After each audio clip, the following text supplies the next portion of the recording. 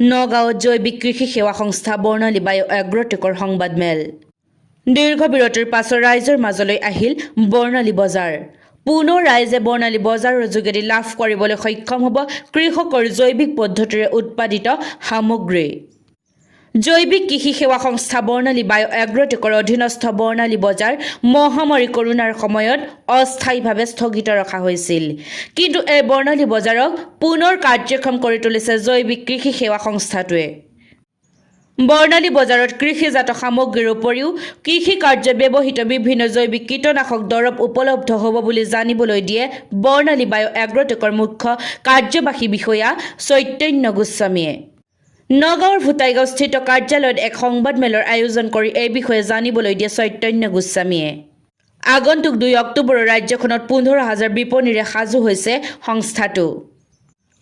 উল্লেখযোগ্য যে বৰ্ণালী য়'এগ্ৰটেকক সংস্থাটোৰ লগত প্ৰায় 10,000 থলুৱা লোক প্ৰত্যক্ষ আৰু পৰোক্ষভাৱে জড়িত হৈ আছে।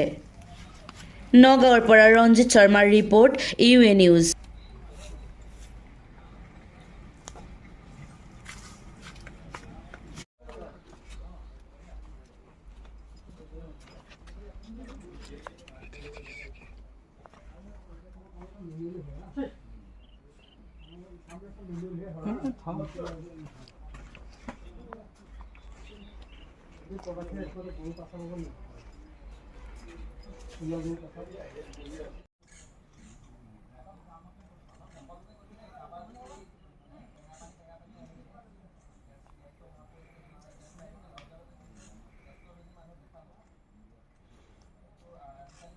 ৱৰ্কাৰ আছিলে তাৰমানে যিটো সময়ত আমি ষ্টপ কৰি ৰাখিছিলোঁ সেই সময়ত আমাৰ ৱৰ্কাৰ আছিলে 4,000জন টোটেল অসমত।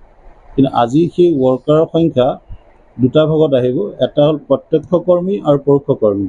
প্ৰত্যক্ষ কৰ্মী আহিব আমাৰ 30,000জন প্ৰত্যক্ষ কৰ্মী, 30,000জন হ'ব আৰু পৰোক্ষ কৰ্মী 70,000, অৰ্থাৎ টোটেল 1 লাখ কৰ্মী কিন্তু নিয়োজিত হ'বলৈ গৈ আছে বৰ্ণালী য়'এগ্ৰটেকৰ জৰিয়তে সমগ্ৰ অসমত। সেৱা সংস্থাৰ যি সংবাদমেল আয়োজন কৰা হৈছে, ইয়াৰ উদ্দেশ্য হৈছে কি, বৰ্ণালী য়'এগ্ৰটেক জৈৱিক কৃষি সেৱা সংস্থাই 2004 চনৰ পৰাই কাম কৰি আহিছিলে যদিও 2018 চনৰ মাৰ্চৰ 1 তাৰিখৰ পৰা বিভিন্ন কাৰণত স্থগিত ৰখা হৈছিলে আৰু সেই স্থগিত ৰখাৰ পিছত আমি অহা অক্টোবৰ 2 তাৰিখৰ পৰা সমগ্ৰ অসমত থকা 12খন বৰ্ণালী বজাৰ পুনৰ মুকলি কৰিবলৈ আগবাঢ়িছোঁ। আৰু সেই উদ্দেশ্য আগত ৰাখিয়ে আচলতে সমূহ আমাৰ